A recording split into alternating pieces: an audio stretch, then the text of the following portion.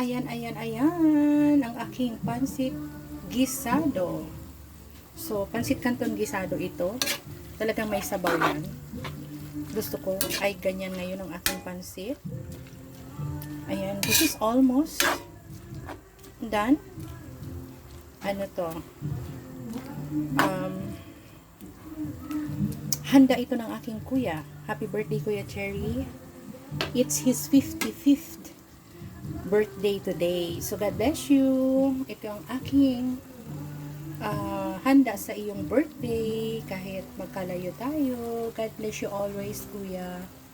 And I love you. I love you so much. Thank you for always taking care of me. Not only me, but also my son. Ayan. Lagi siyang kuya sa amin. So, ayan ang aking handa for you. Happy, happy birthday. Ingat ka lagi. Kasi nasa labas siya lagi. So, I love you.